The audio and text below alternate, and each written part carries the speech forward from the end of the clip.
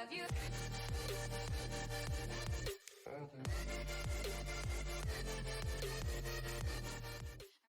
going on, everybody? Welcome to another episode of The Artist Reads the Bible.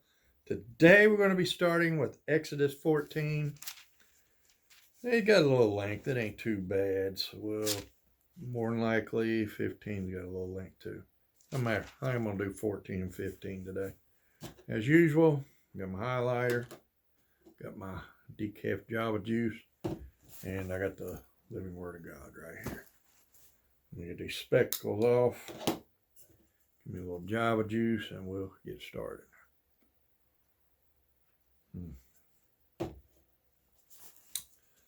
Coffee. Chapter 14. Then the Lord gave these instructions to Moses. Order the Israelites to turn back and camp by Pi-hahiroth, between Migdol and the sea. Camp there along the shore across from Baal-Zephon. Then Pharaoh will think the Israelites are confused. They are trapped in the wilderness, and once again I will harden Pharaoh's heart, and he will chase after you. I have planned this in order to display my glory through Pharaoh and his whole army. After this, the Egyptians will know that I am the Lord. So the Israelites camped there as they were told. When word reached the king of Egypt that the Israelites had fled, Pharaoh and his officials changed their minds. What have we done, letting all those Israelite slaves get away? They asked. So Pharaoh harnessed his chariot and called up his troops. He took with him 600 of Egypt's best chariots, along with the rest of the chariots of Egypt, each with its commander. 600. The Israelites have 600,000. That's hardly anyway, but okay. The Lord hardened the heart of Pharaoh, the king of Egypt, so he chased after the people of Israel, who had left with fists raised in defiance. The Egyptians chased after them with all the forces in Pharaoh's army, all his horses and chariots, his charioteers and his troops. Okay, so maybe it's 600 chariots and then a bunch of troops. The Egyptians caught up with the people of Israel as they were camped beside the shore near Pi-hahiroth, Hahiroth, P-hahiroth, I don't know, across from Baal-Zephon. As Pharaoh approached, the people of Israel looked up and panicked when they saw the Egyptians overtaking them. They cried out to the Lord, and they said to Moses, "Why did you bring us out here to die in the wilderness? Weren't there enough graves for us in Egypt? What have you done to us? Why did you make us leave Egypt? Didn't we tell you this would happen while we were still in Egypt? We said, 'Leave us alone. Let us be slaves to the Egyptians. It's better to be a slave in Egypt than a corpse in the wilderness.' But Moses told the people, 'Don't be afraid. Just stand still and watch the Lord rescue you today. The Egyptians you see today will never be seen again. The Lord himself will fight for you. Just stay calm.'" I want to read that again. "Leave us alone. Let us be slaves to the Egyptians. It's better to be a slave in Egypt than a corpse in the wilderness." Now, let me tell you something. I've heard that in this country. Has been said in this country in the past. Better read than dead. I'd rather live on my knees than die on my feet. No. That's how a lot of this younger generation, a lot of the liberals want to live under socialist, communist rule, and they're like, well, it's better that than, to whatever. No, it's not better that. It's never better that. Thank goodness they don't speak for the entire country. They try to with their big mouths, don't they? They really try to, but they don't. Then the Lord said to Moses, "Why are you crying out to me? Tell the people to get moving. Pick up your staff and raise your hand over the sea. Divide the water so the Israelites can walk through the middle of the sea on dry ground. And I will harden the hearts of the Egyptians, and they will charge in after the Israelites. My great glory will be displayed through Pharaoh and his troops, his chariots and his charioteers. When my glory is displayed through them, all Egypt will see my glory and know that I am the Lord. Then the angel of God, who had been leading the people of Israel, moved to the rear of the camp. The pillar of cloud also moved from the front and stood behind them. The cloud settled between the Egyptian and Israelite camps. As darkness fell, the cloud turned to fire, lighting up the sky. But the Egyptians and Israelites did not approach each other all night.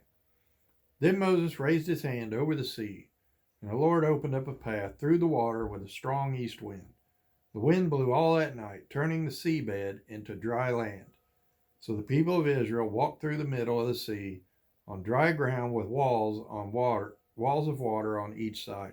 Actually, that was one of the thoughts that was in my mind. I was like, because you hear it as a kid in Bible school and all that Bible study that, Moses parted the Red Sea, the Israelites passed, and then the Egyptians tried to pass, and then the Red Sea just swallowed them up.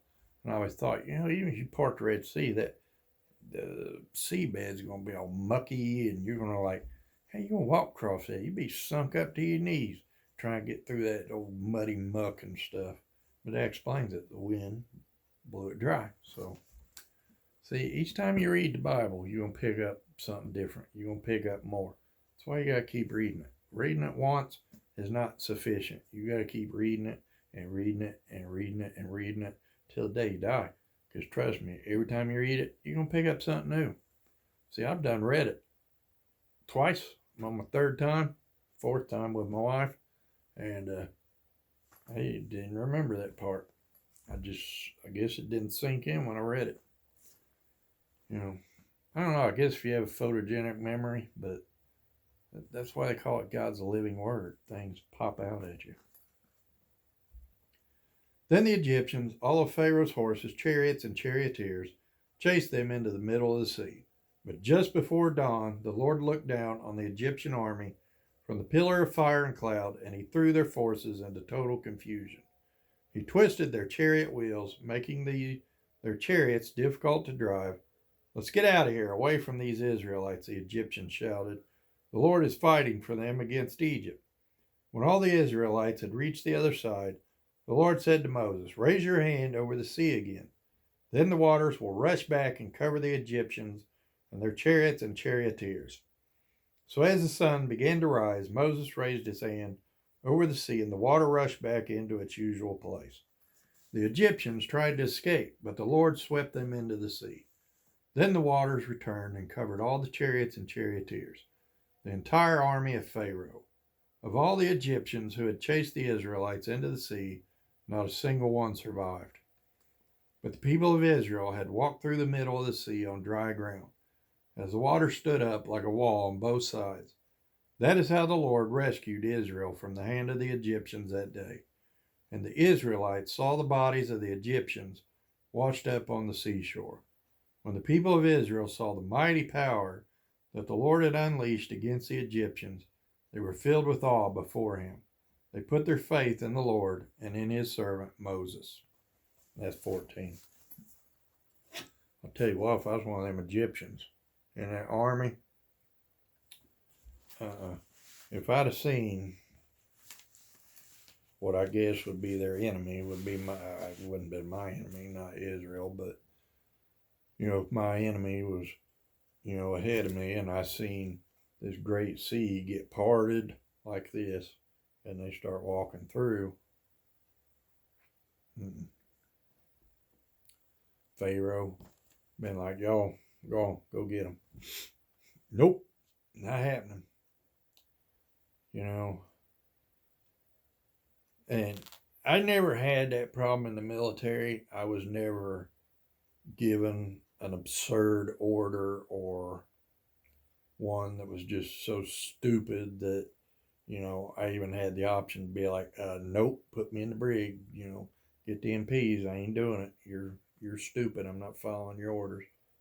But I think in this case, I would have said that because I'd have been like, "You know what? Yeah, you're pretty powerful. You're Pharaoh, but Whoever's on their side just parted that sea like it was nothing and dried that seabed, and they're walking across. So you want the Israelites? You go get them yourself. You can throw me in prison. You can do whatever you want. I ain't going out there because I already foresee this. I'm going to drown. I ain't going out there. Not happening, Jack.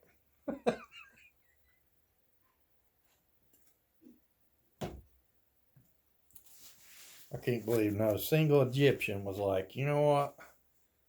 I don't think so. You know, they've seen all these miraculous signs, even up to the firstborn, all the firstborn Egyptians, livestock, slaves, everything, prisoners, all died. Was I found that weird? Firstborn of prisoners. So how you get a wife in prison? Maybe prisons are different back then, but prisons nowadays you're not allowed to. I don't know. I guess they do have conjugal visits. I don't know. Maybe they had them back then too. I don't know. But yeah, you think after all those miraculous signs, and then you just seen a sea, a big body of water just spread apart, and then the wind blew it dry. Nah. Mm-mm. Don't care how powerful you are. Nah. I've been like, I think you gonna have to do this one yourself, big boy. I ain't going in there. Because whatever's doing that is more powerful than you. And I fear that more than I fear you, buddy. So I've been like, nah, not happening. I took my court martial, did my time, whatever, for failing to follow a direct order, but going in there. That's suicide. 15. Then Moses and the people of Israel sang this song to the Lord. I will sing to the Lord, for he has triumphed gloriously. He has hurled both horse and rider into the sea. The Lord is my strength and my song. He has given me victory. This is my God, and I will praise him. This is actually a song, but if you think I'm singing it, it ain't happening. There's a couple things I can't do. I'm not a very good dancer, and I don't sing. I can't sing. If I sing, y'all gonna unsubscribe to my channel. Trust me. I'm a good artist. I'm smart, but I'm not a very good dancer. And well, I do belly rubbing, slow dancing. I can do that. I can't sing. Can't hit a lick. Not even trying anymore. My Father's God, and I will exalt him. The Lord is a warrior. Yahweh is his name. Pharaoh's chariots and army he has hurled into the sea. The finest of Pharaoh's officers are drowned in the Red Sea. The deep waters gushed over them. They sank to the bottom like a stone. Your right hand, O Lord, is glorious in power. Your right hand, O Lord, smashes the enemy. In the greatness of your majesty, you overthrow those who rise against you. You unleash your blazing fury. It consumes them like straw. At the blast of your breath, the waters piled up. The surging waters stood straight like a wall. In the heart of the sea, the deep waters became hard. The enemy boasted, I will chase them and catch up with them. I will plunder them and consume them. I will flash my sword. My powerful hand will destroy them.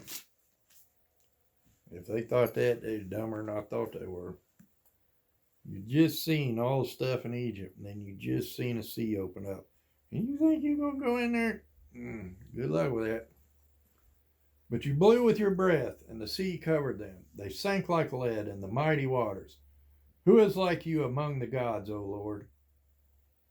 See, it messed me up. Who is like you among the gods?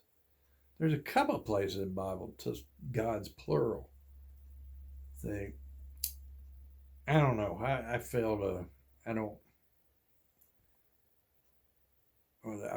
to comprehend that. I don't want to comprehend that. To me, there's only one God. And that's God and his son, Jesus Christ. You keep saying gods. I don't know. I think maybe it's talking about idols and statues and little bronze and gold things they made. I don't think there is any other gods but God. I think it's it. I don't know.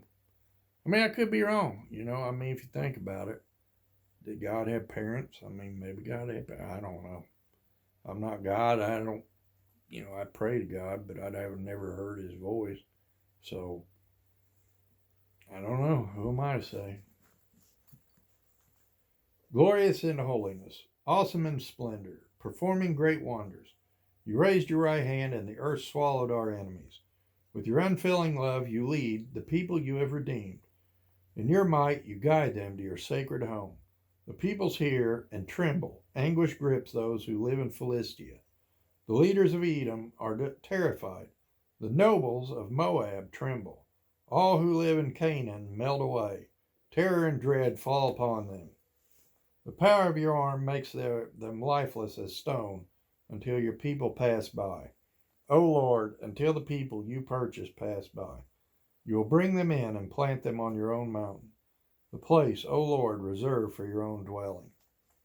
The sanctuary, O Lord, that your hands have established. The Lord will reign forever and ever. When Pharaoh's horses, chariots, and charioteers rushed into the sea, the Lord brought the water crashing down on them. But the people of Israel had walked through the middle of the sea on dry ground.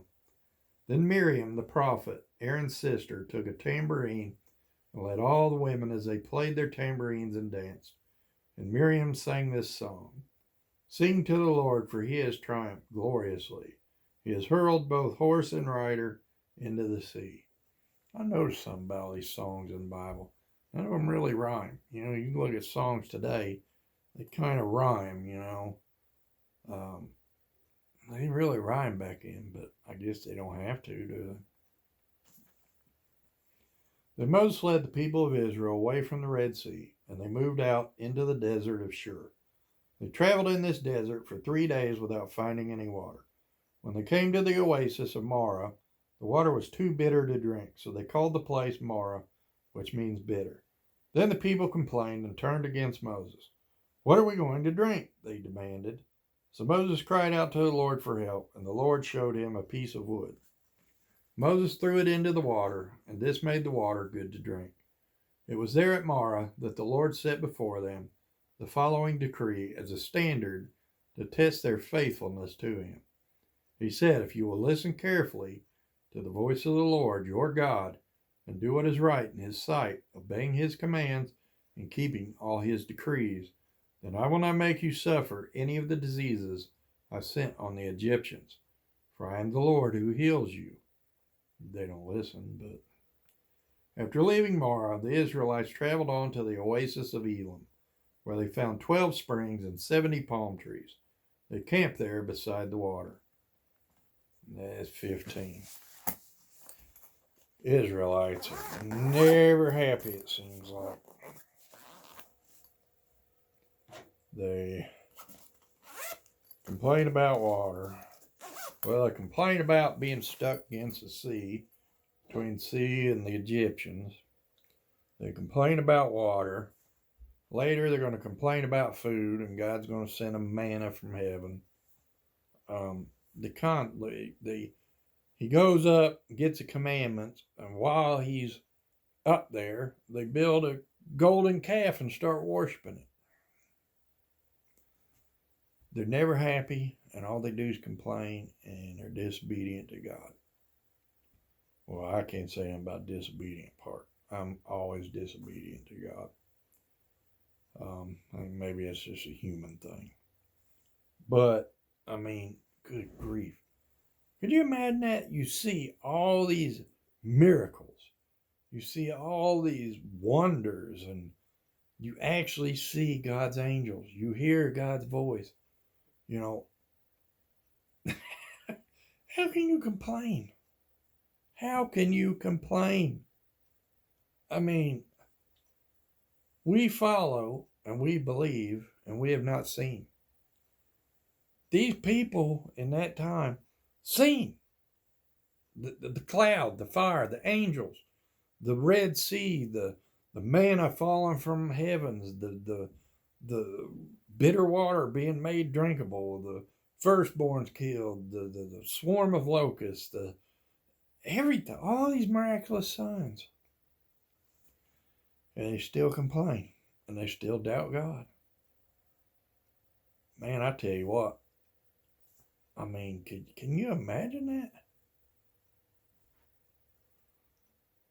I mean, I want to say if I'd even seen just one thing, you know, um, I'd be like, hey, God says go there, we're going there. Well, there's no food. God said go there, but there's no food. God said go there. I'm sure He'll provide. Just God said go there. You know, and I can't believe they just constantly complained and doubted, and you know, I mean, I don't know. Like I said, I'd like to say that after I've seen these miraculous signs and angels and all these other things that happen, I'd have been like, you know what? I know there's no food and I know there's no water, but you know what? I'm not worried about it. Because from what I've seen, oh, he'll provide. I'm not even worried about it. I don't know. I'd say that, but and then again, I'm not in that situation, am I? It's hard to say what you'd do until you're in that situation. But it baffles my mind that they see all these miraculous signs and all this stuff God provided for them, and you know, seeing the angels and the Egyptian army swallowed up by the Red Sea, and you still have doubts God's going to take care of you. There's many times in the Bible where God calls them a stiff-necked people, stubborn, belligerent. I don't know why. Because they don't like to listen. But then again, we don't either, do we? That's why we sin all the time. Because we don't listen so much either, do we? It's easy to look at others, but it's hard to look at yourself, isn't it? Yeah. Jesus said it best when he said to remove the log that is in your own eye, then you can clearly see the speck that is in your brother's eye. Meaning, don't worry about their sin. Worry about your own, because yours is greater than theirs. And that happens a lot today, doesn't it? You know, a lot of people, especially a lot of Christians, like to look at others and, oh, I can't believe they're homosexual, or oh, I can't believe they're transgender, or oh, I can't believe it. So and so cheated on their wife, you know, and they're always so quick to point that finger, aren't they? I've done it myself. I ain't got no room to talk. But don't want to look at themselves or don't want to look at myself, you know. It's like Jesus said, remove the log from your own eye, and you can clearly see the speck that is in your brother's eye or neighbor's eye, whichever it is. Both would apply. Now, with that being said, I'm not saying you condone those actions. You know, no matter what the sin, you don't condone it. You are to love that person, but you're not supposed to condone their sin. You know, you bring it to their attention one time. They don't want to listen. That absolves you from being trapped up in their sin. But if you bring it to them one time and they don't listen, that's on them. That's between them and God. It is not your business to chastise them. It's not your business to, you know, cast them aside. Your business is what Jesus said to do. Love everybody. You are, whatever sin they're in, you are to bring it to their attention one time. And that absolves you from being wrapped up in their sin. And if they choose to not listen or do their own thing, then you wash your hands of that situation. You still love the person, but you wash your hands of the situation and you go on with your life and you let them go on with theirs. And they'll have to answer to God for their own sins, just like me, you, and everybody else will answer to God for our own sin. We get to heaven, God's not going to be like, hey, Brian, what'd so-and-so do on earth? God already knows what you've done. God sees everything. God knows everything. God hears everything. You cannot keep anything secret from God. I don't care how slick you think you are. I don't care how smart you think you are. I don't care how many hiding spots you may have. You're not hiding anything from big guy upstairs, the big creator. You're not hiding anything from God. So, I mean, why waste your time? Um, you will answer for your sins, you know. You may want to think that they don't exist or they're okay, you know, and bad things aren't happening to you right now, you know, and you're still doing these sins. But trust me, nothing bad may ever happen to you here. When you go stand tall before the man, that's when it's going to happen. Because that's when he can cast you into a lake of fire, the second death. Um, don't know about you, but that don't sound real pleasant to me. You know, an eternity of pain or an eternity of joy. I'll take joy. You can pick whatever one you want. That you have free will. That's your choice. But I pick joy. I'd rather bask in God's glory for all eternity than be down there or wherever it is. I want a part of that. So, anyway, hope y'all got something out of today. I know I did. Until next time, I love each and every one of you. Y'all please, please, please be good to each other. And I'll bring you something again real soon.